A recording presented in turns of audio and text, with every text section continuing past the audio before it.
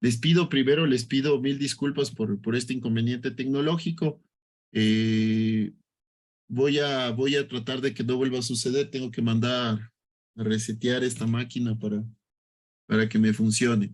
Bueno, entonces, ¿alguna pregunta sobre, no le llamaría yo tarea, le llamaría como que un distractor, para que ustedes se vayan enfocando. La idea con esto es que ustedes también se vayan enamorando de la materia, se vayan afianzando en la materia y sobre todo les interese investigar. Acuérdense que sí, es cierto, yo les voy a enseñar aquí historia y teoría de la arquitectura, pero para mí lo principal en esta materia es que ustedes aprendan a investigar. Cuando uno investiga, puede aprender lo que ustedes quieran, sobre lo que ustedes quieran, si es que saben investigar bien. Lo importante es, dentro de la investigación, es que nos guste lo que estamos investigando, ¿sí?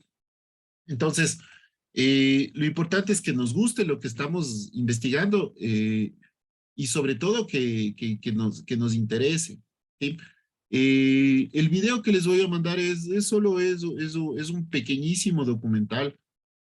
Traten de captar las cosas súper claves, las cosas principales. No utilicemos distractores. Traten de ver las cosas claves, invítenle a sus novios, a sus novias, a sus padres, a sus hermanos, a quien ustedes deseen y empiecen a ver el video. Eh, Conversen con la persona que están viendo a ver si es que le interesó, si es que le gustó, si es que le pareció lo mismo que ustedes vieron y traten de generar debate. En esta clase, sí, en esta clase estaba Oscar. Él nos contaba que le ayudó, sus padres le ayudaron a hacer el trabajo final de la anterior clase, que me pareció interesante. Yo les cuento que cuando yo hacía maquetería, cuando yo hacía maquetas, no sé si es que ustedes en este semestre les toque todavía hacer maquetas o ya hayan hecho maquetas en el anterior semestre. Yo le tenía a mi pobre padre y a mi madre cortando árboles, cortando balsas hasta las 3, 4 de la mañana. Y bueno, o sea, esta es una carrera que a veces necesita ese apoyo social para poder seguirla, ¿no? Entonces, por eso les digo, busquen, converse con alguien que también medio le guste la historia y pónganse a ver.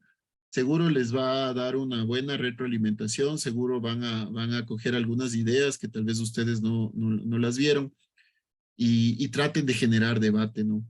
Bueno, disculpen primero nuevamente, les pido, realmente me siento muy apenado por este problema tecnológico que acabo de tener. De hecho, la otra computadora está ahorita con muerte de Windows. No sé qué le pasó. Pero bueno, lo primero es lo primero. Entonces, bueno, vamos a seguir viendo los arquitectos del 480. No sé si se acuerdan lo que vimos la anterior clase. Vimos vimos características generales del Renacimiento, vimos una cronología o como se les llama aquí, cortes históricos del Renacimiento. Identificamos algunas cuestiones interesantes del Renacimiento. Esta clase también vamos a volver a tocar esas cosas. Eh, y sobre todo, por ejemplo, vimos también el Renacimiento que tenía mecenas. ¿Se acuerdan los mecenas, los financistas? Que el Renacimiento tenía eh, los teóricos que escribían libros, los tratadistas. Entonces, ahora vamos a ver, bueno, y también vimos un arquitecto, yo diría, bueno, y yo no le diría, sino los libros lo dicen. Brunelleschi, Filippo Brunelleschi fue el padre, digamos, del renacimiento de esta, ¿qué sería? Esta tipología arquitectónica, ¿sí? Entonces, ahora vamos a ver otro arquitecto del 480, León Battista Alberti. León Battista Alberti fue un arquitecto muy famoso dentro en su época. Fue tan famoso que León Battista Alberti llegó a ser secretario personal de tres papas. O sea, él estuvo ligado a tres papas. ¿Se acuerdan que hablábamos en la anterior clase sobre, sobre los mecenas? Y los mecenas que eran los Medici habían puesto a varios papas o sea, en el papado, había puesto tres personas en el papado a que sean papas. Pues León Battista Alberti fue secretario de algunos papas, pero bueno, como muchos de los genios de esta época, León Battista Alberti no solo era arquitecto, también fue humanista, fue tratadista, matemático, poeta, o sea, el tipo se dedicó a todo, fue músico, arqueólogo, fue de todo. Pero dentro de todo, León Battista Alberti se le conoce como por el arte, por la arquitectura que él desarrolló. Tenemos obras arquitectónicas muy famosas de León Battista Alberti, que fue la fachada de Santa María de Novel en Florencia. No sé si se acuerdan los que estuvieron conmigo, los que fueron mis alumnos. Lo vimos cuando tratamos igual el Renacimiento y ahí hablábamos sobre algunos elementos puntuales que se podían reconocer en este tipo de arquitectura. Pero lo más innovador del Renacimiento y en especial de León Battista Alberti fue que él mezcló las propuestas o mezcló propuestas entre lo antiguo y lo moderno, o sea, moderno para esa época. Eh, y de esta manera, Alberti generó un contexto entre lo antiguo y lo nuevo, muy artesanal, muy intelectual, muy disciplinar eh, que se empezó a heredar y se empezó a diseminar bueno, por toda Italia inicialmente y después por toda Europa. ¿Sí? Entonces, eh, vamos a ir viendo un poco sobre esta presentación. Lo último que ya les quería decir en este punto es que León Battista Alberti trabajó para algunos mecenas o para alguna gente de dinero en esa época. Eh, pero él estuvo relacionado completamente con la alta burguesía, o sea, con la gente de mayor dinero, de mayor riqueza, porque algunos otros arquitectos sí tuvieron mecenas de mucho dinero, pero no eran los más ricos, digamos. Pero León Battista Alberti fue el arquitecto de los ricos, por así decirlo, ¿no? Eh, y en algunos lugares, no solo en Florencia, sino también en Ferrara, bueno, en otros lugares de la península italiana, de la bota italiana. Bueno, Alberti, vamos a ver algunas, bueno, como les decía, algunas características de él. Sí, él fue un tratadista, ¿sí? Acuérdense, tratadista. Cuando hablamos de tratadistas son los que crean en ese tiempo o son los académicos de esa época, ¿sí? Eh, ya vamos a ver la fachada de Santa María de Novel, donde donde él nos muestra este uso de las formas geométricas, ¿no? De las proporciones y las formas geométricas. Los chicos que estuvieron conmigo el anterior semestre van a ver la fachada y de una van a reconocer de lo que les estoy hablando. ¿Sí? Bueno, él crea tipos arquitectónicos que fue la iglesia con capillas de entre contrafuertes. Ya justo fue la iglesia de Santa María de Novelo donde hizo esto. Acuérdense, esta es la nave principal. Acuérdense el simbolismo de las iglesias que tienen más o menos de esta forma. En este lugar son los contrafuertes, en estos lugares. Y esta era la nave principal, disculpen lo que estoy rayando, es la nave principal. Entonces, él crea estas naves principales dentro de contrafuertes. Ahora, para nosotros eso es muy típico, muy normal, pero para esa época sí era una innovación. ¿Sí?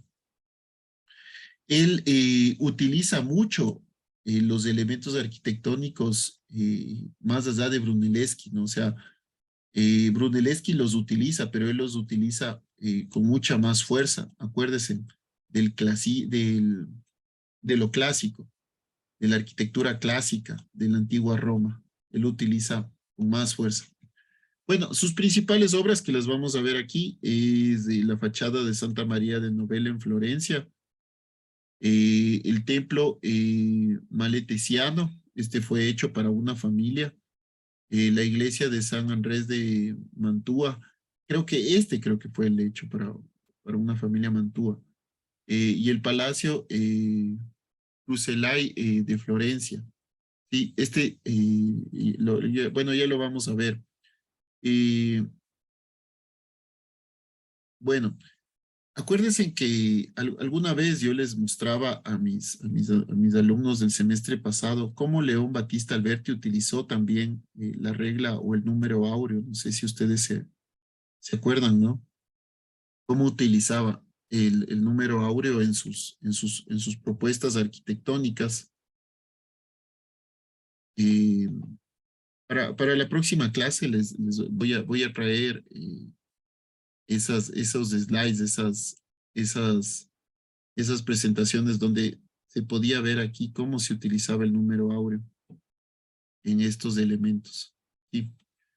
Bueno, pero la fachada de Santa María de Novell de Florencia, aquí es donde él mezcla lo nuevo y lo antiguo. Esta era una iglesia que ya existía y a él solo le contratan para hacer esta fachada. Cuando él hace esta fachada, empieza a generar algunas innovaciones, por ejemplo, los arcos de medio punto, que son muy de la Roma antigua. Los rosetones, estos frontones, ¿sí? Estas bóvedas. eh, pero bueno, esta Santa María de Novella es una de las iglesias más importantes de Florencia, ¿no? Está en la parte antigua de la ciudad actualmente, cerca a la estación de ferrocarril. Yo algunas veces o varias veces la he visto por Google Earth. Si ustedes desean, les puedo ayudar con el enlace para que ustedes la puedan ver. A los chicos de la anterior clase yo les mandé los enlaces de todita las obras de León Battista Alberti, me parece. Pero esta es algo increíble. Si es que nosotros le giráramos a esta obra, se vería o le quitáramos toda esta fachada, le borráramos toda la fachada, toda esta fachada, veríamos la nave principal de esta iglesia, que es algo así nomás, es como una cúpula nada más. Sí. Y la fachada es de mármol. Eh, aquí se habla que es donde realmente nace el Renacimiento, donde se genera realmente los mayores aportes del Renacimiento con el uso del número áureo, con el uso de la geometría en la fachada, eh, con el mármol blanco, con el uso de los materiales en verde, ¿sí? Bueno, este es otro templo, el templo malestesiano de Rimini. Este templo, llamado así por la familia Malatesta, ¿no? Sí, este era el que les decía que era de una familia que le mandaron a hacer, ¿no? Eh, y tiene el nombre de esta familia porque fue encargo de esta familia. Eh, Originalmente esta era una iglesia nada más, pero del gótico, pero en cambio le contrata esta familia Malatesta a León Battista Alberti para que renove esta iglesia. Y claro, él del gótico le transforma a un renacimiento, ¿no? un renacimiento puro y duro, ¿no? Con el uso de la geometría, de las formas, bastante rígidas. Sí. Eh, la siguiente obra es la iglesia de San Andrés de Mutua. Esta es una basílica. eh, Esta es una iglesia eh, muy del Renacimiento. Lo que yo les decía, miren, la nave principal entre los contrafuertes. O sea, esta es una de esta iglesia es súper renacentista, si lo queremos ver. Ya es una expresión a lo máximo del Renacimiento, del 480, con las columnas completamente desproporcionadas. O sea, si es que nosotros vemos, aquí está una persona y estas columnas al menos deben tener unos 8, por lo menos 8 o 9 metros de alto. Es bastantísimo, como 3 pisos, con arcos de medio punto, con bóvedas acá, con rosetones, con frontones, con cornisas, sí, con columnas decoradas. Y sí, el edificio fue, bueno, en este edificio en particular, León Batista Alberti no lo vio terminado porque se construyó, o sea, él empezó a construir, a construir, a construir, pero se terminó como 200 o 300 años después del diseño original de León Batista Alberti, ¿no? Pero bueno, esta es una de las obras más completas de León Batista Alberti. La vamos a ver aquí adentro, miren. Es hermoso, ¿no? Miren este rosetón, cómo ilumina o genera una entrada de luz, ¿no?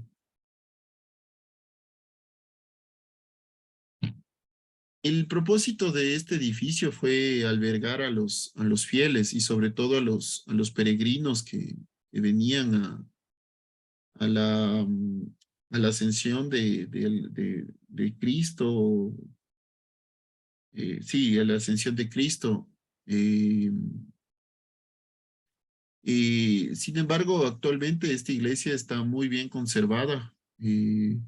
Se ve que tiene un buen nivel de conservación, sin elementos que lastimen o que mancillen a su arquitectura original. Por ejemplo, aquí también tenemos iglesias muy hermosas, pero claro, aquí ya te ponen el parlante para que todos oigan y por aquí ya vienen todo el sistema de cableado para el otro parlante y por aquí ya se conecta la luz del parlante. O sea, lo que les quiero decir con esto es que es una iglesia que está todavía íntegro, o sea, no tiene elementos que distorsionen su arquitectura original. Sin embargo, esta iglesia es una reliquia, ¿no? Otro de los elementos interesantes o de la arquitectura interesante, que ya no son iglesias, fue el Palacio Rucellai de Florencia, igual de León Battista Alberti. Fue construida más o menos por el año 1450, eh, como un palacio renacentista italiano, ¿no? Aquí lo que se trató es de traer, si nosotros vemos todas estas iglesias, son anteriores a la construcción de este palacio. O, bueno, no sé, no tan anteriores, puede ser que la construcción haya sido paralela. Pero lo que se intentó aquí es traer toditos estos elementos de la arquitectura renacentista. Sí. Si nosotros lo queremos ver, esta es arquitectura religiosa o arquitectura eclesiástica, pero esto ya es una arquitectura civil. ¿Sí? Eh, y esta obra maestra de León Battista Alberti tiene un estilo de sobriedad y muy definido, ¿no? Si nosotros vemos, son formas muy, muy geométricas, ¿sí? Son formas súper geométricas. Cómo le da continuidad a los elementos, ¿no? Aquí, por ejemplo, solo utiliza cuadrados o rectángulos, es decir, formas rectas. Aquí ya utiliza arcos de medio punto y aquí utiliza cornisas, ¿no? Y frontones, como lo podemos ver aquí, ¿no? Si nosotros vemos, son elementos muy concordantes entre los unos y los otros. Bueno, vamos a ver otro arquitecto del 480. Este es Michelozzo Michelozzi. Eh, bueno, Michelozzo Michelozzi igual es un arquitecto de Florencia. Sobre todo fue escultor Michelozzo Michelozzi. Él fue, ¿se acuerdan de cuando hablábamos la semana pasada de los cuatro grandes del Renacimiento y dentro de uno de ellos estaba Donatello? Michelozzo Michelozzi fue aprendiz, ¿no? De Donatello. Él trabajó con Donatello, pero bueno, Donatello más era escultor. Michelozzo Michelozzi también fue escultor, pero también incursionó en la arquitectura. Él esculpía trabajos en mármol, en bronce, en plata, pero cuando empezó a hacer uso ya del Renacimiento, empezó a generar o a esculpir también en piedra. Eh, Michelozzo Michelozzi fue, bueno, fue dicho por Donatello, fue uno de sus más grandes aprendices, ¿no? Él hizo el Palacio de los Medici. Los Medici, no sé si se acuerdan de esta familia de los Medici, de los que eran financistas, de los mecenas del Renacimiento. Bueno, y él combina mucho los elementos góticos también con el Renacimiento. Bueno, Michelozzo Michelozzi, bueno, es una generación posterior a las primeras generaciones del Renacimiento. Eh, Él evolucionó también el Palacio Renacentista, si bien es cierto, algunos otros arquitectos empezaron a generar palacios renacentistas, pero él evolucionó, o sea, él llevó a un siguiente nivel. Tanto es así que él construyó el Palacio Medici, Riccardi de Florencia, ¿no? Él era uno de los grandes arquitectos también de estos mecenas. Eh, Él construyó algunas cosas para ellos, una biblioteca, y bueno, algunas cosas. Eh, Junto a los Medici, igual hizo algunas renovaciones, algunas remodelaciones. Pero bueno, en 1460 más o menos fue contratado para generar los trabajos de las fortificaciones de la ciudad de Rasuga, actualmente en Dublín, ¿no? En Alemania.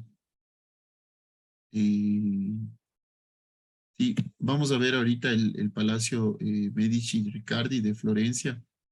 Es un palacio que sigue todavía de pie, que sigue utilizándose. Eh,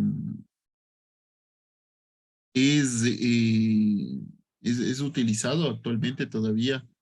Tiene elementos muy renacentistas. Estos zócalos, por ejemplo, esto fue una innovación de Michelozzo Michelozzi. Estos zócalos tienen, por ejemplo, tienen una funcionalidad formal, o sea, tienen un elemento estético, pero también a la vez funcional, a la vez estructural.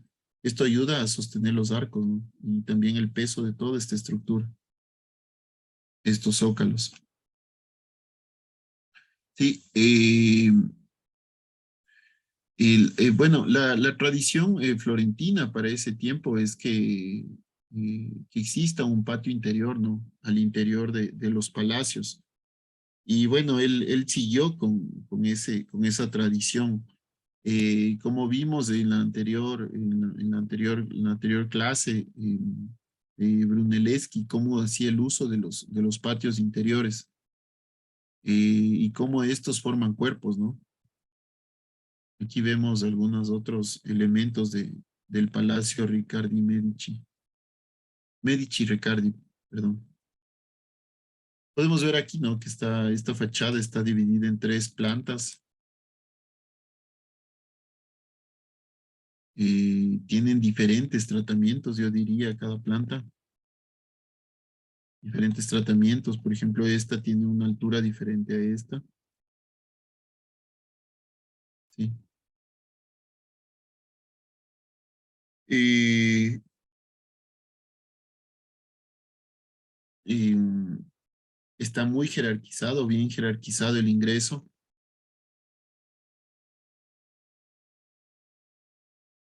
Y aquí, bueno, vivió la familia Medici, ¿no? Otro de lo, bueno, perdón, ahora vamos a ver los arquitectos del Cinquecento. Bueno, vamos a ver un poco la cronología. Más o menos duró esto un tercio de siglo. Aquí ya los centros y los mecenas cambian, ¿no? A Roma.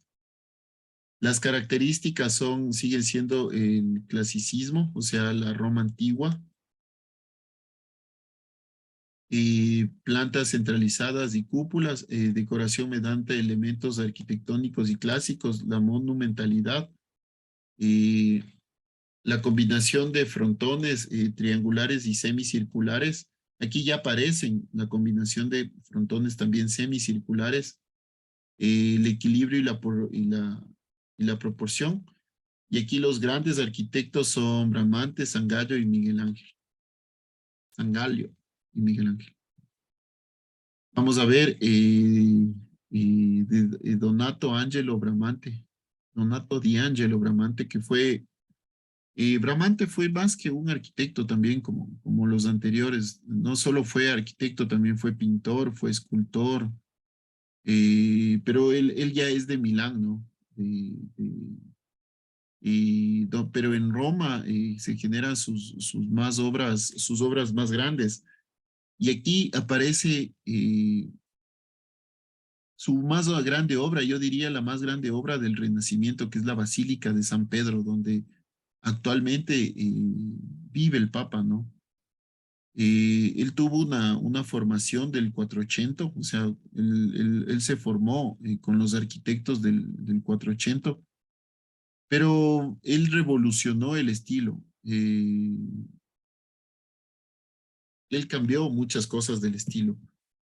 Si bien es cierto, él generó también o se quedó con el clasicismo, con la Roma antigua, pero empezó a generar más geometría y simplicidad.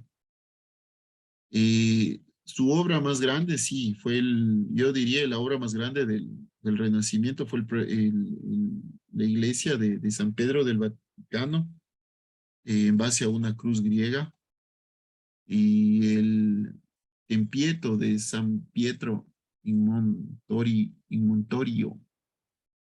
La arquitectura de Bramante tiene unas cosas súper increíbles, lo que estábamos hablando aquí. Él fue uno de los que empezó a utilizar la combinación de frontones semicirculares, que ya son un estilo de bóveda o una media esfera, perdón, de cúpula o una media esfera. Eh, y utilizó sobre todo mucho la perspectiva para generar este tipo de arquitectura. Ya vamos a ver en las imágenes cómo es el uso de esta perspectiva, es decir, de darle ciertas imágenes o ciertas vistas a la arquitectura como para que tenga eh, una noción mucho más monumental. Él también tuvo sus mecenas, sus financistas, Por ejemplo, la familia Sforza, el duque Ludovico Sforza fue uno de sus más grandes financistas. eh, y a través de su dinero, sí, hizo algunas obras, ¿no? Eh, pero bueno, en Milán construyó el templo de Santa María de la Grazia, o delle Grazie, otras obras que también él hizo en Milán, bueno, no hizo construcciones grandes, más bien hizo construcciones menores, por ejemplo, la de Pavía, la de Catedral de Legnano, eh, y bueno, algunas otras cosas. Aquí vamos a ver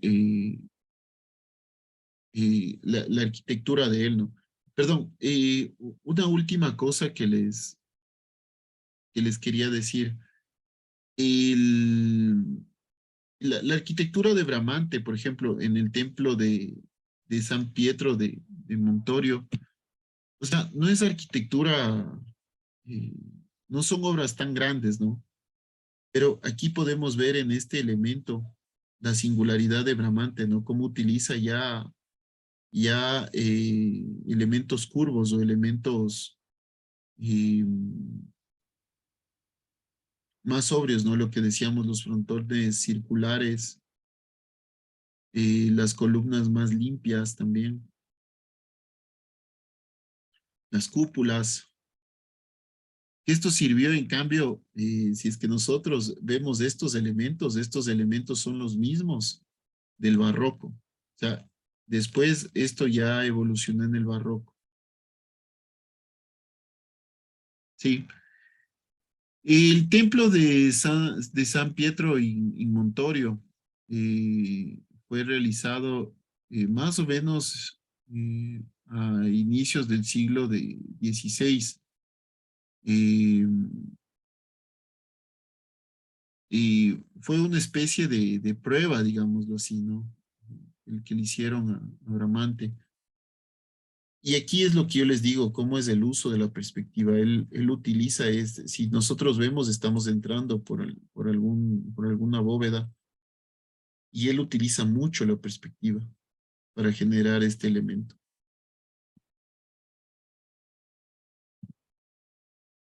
Si podemos ver aquí, ¿no?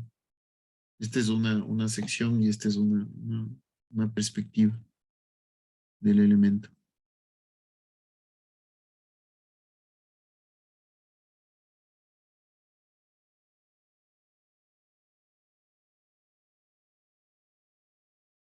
¿Sí? Bueno, aquí vamos a ver su más grande obra, que es el proyecto o la Basílica de San Pedro del Vaticano. Sí, esta yo diría que es la obra más grande o la más grande obra del Renacimiento. Tiene unas proporciones increíbles, proporciones hermosas. Tiene un cambio de perspectivas interesantísimas. Su planta no obedece realmente a una geometría recta, sino más bien una geometría súper curvilínea, como vemos aquí. Se utiliza la cruz griega, la que es proporcionada, ¿sí? Y tiene también, hasta cierto punto, esta planta o esta implantación tiene una cierta simplicidad, ¿no? Pero cuando nosotros ya vemos en elevación, es completamente compleja este elemento.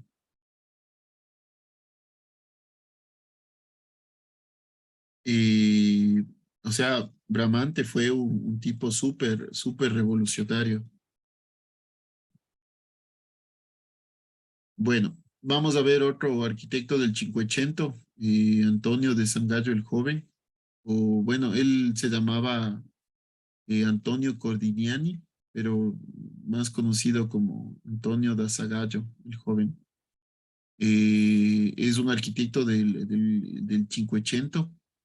Eh, bueno, él se traslada a vivir muy joven a Florencia. Y una vez que conoce bueno, sí, conoce el arte, una vez que empieza a explorar este arte, se va a Roma y empieza a desarrollarse en Roma. Trabajó también con Bramante, eh, trabajó también con Vasari. eh, bueno, entonces, bueno, él hizo algunas cosas, ¿no? Con Alberti también trabajó. Y bueno, sus características sigue la línea de sobriedad de Bramante. Ya vamos a ver cómo en los palacios que él ejecutó utiliza mucho la geometría, pero mucha arquitectura rectilínea, o sea, arquitectura en línea recta. Él abandona el almohadillado en los palacios. Les voy a mostrar lo que es el almohadillado. No sé si es que ya lo vimos.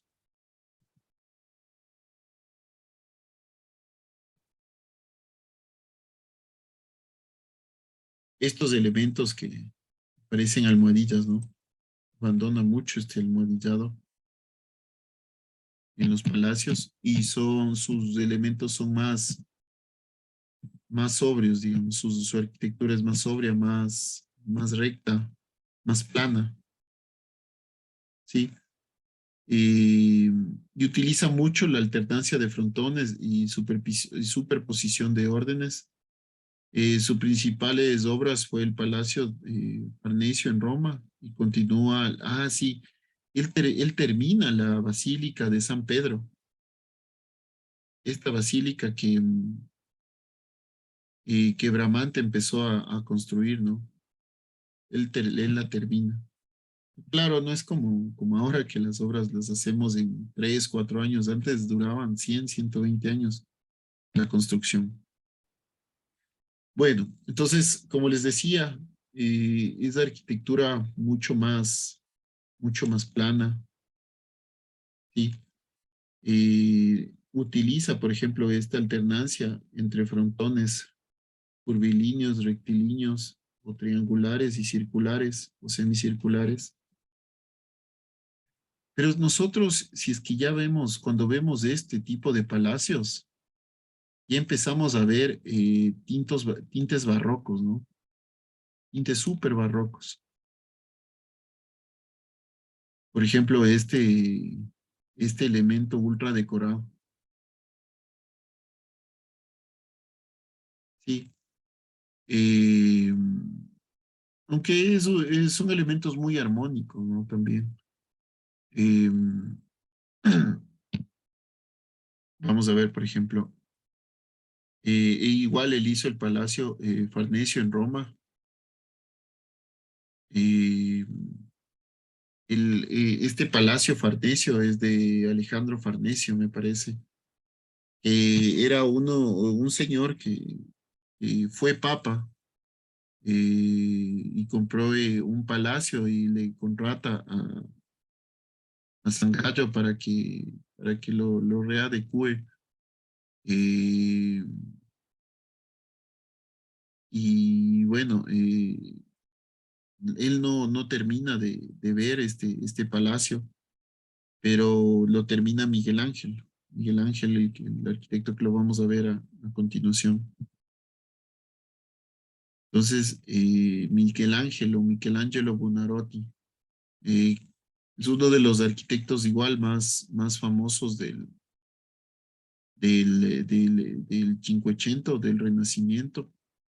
Igual como los anteriores, fue arquitecto, escultor, pintor, poeta, hicieron de todo estos arquitectos. Igual él fue tratadista.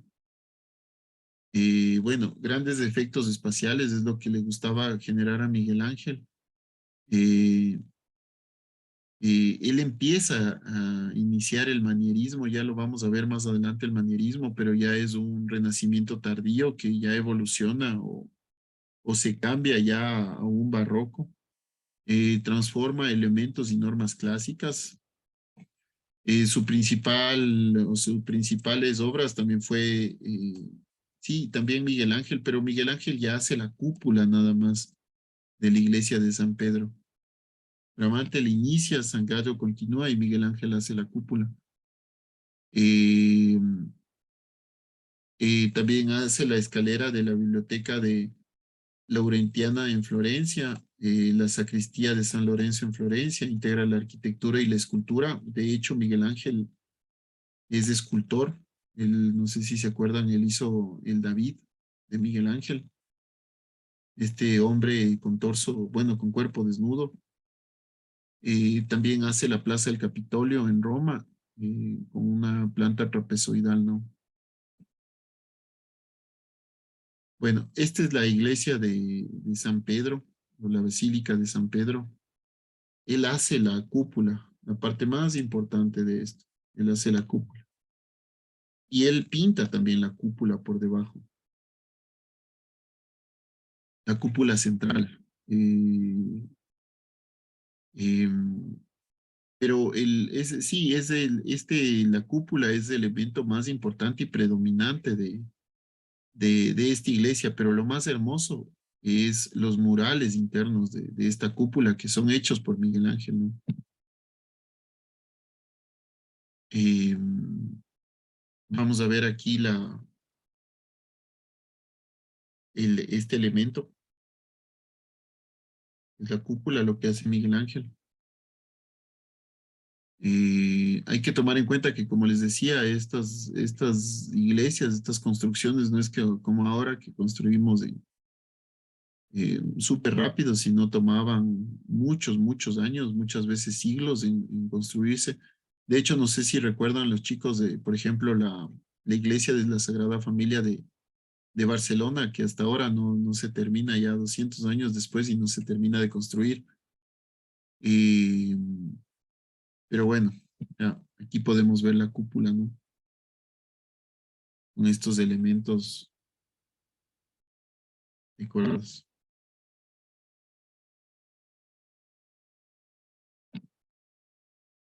Bueno, esta es la Biblioteca Laurenciana eh, en Florencia, que también hace Miguel Ángel. Es un encargo de la familia Medici, que invirtió mucho su dinero en proyectar este tipo de edificios para mostrar su prosperidad, ¿no? Eh, Podemos ver también desde otro ángulo.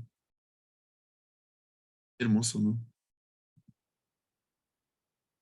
Y bueno, esta también es la sacristía de San Lorenzo de Florencia.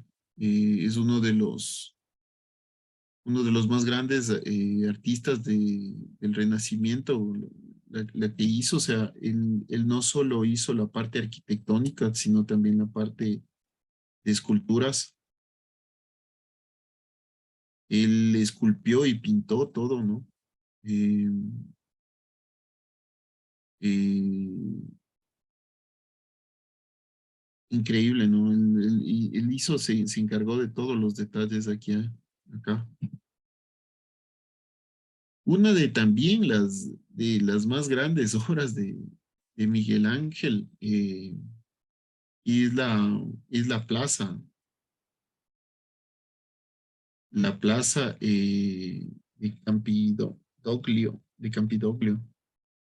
Ya él también ya empieza a entrar en otros temas, ¿no? No solo de arquitectura, sino se podría hablar también posiblemente hasta un urbanismo. Ya la vamos a ver de mejor manera, ¿no? La plaza.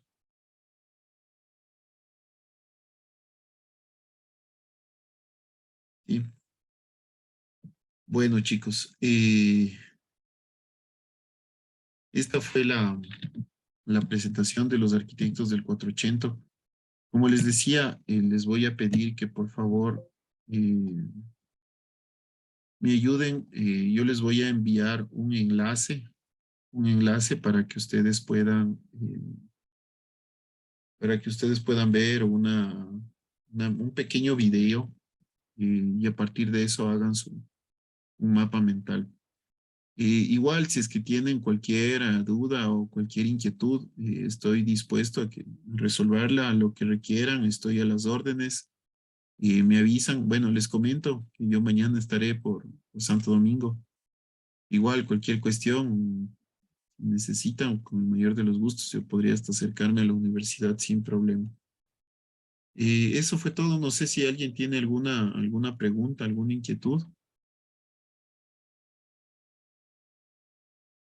Todo correcto. Bueno, chicos,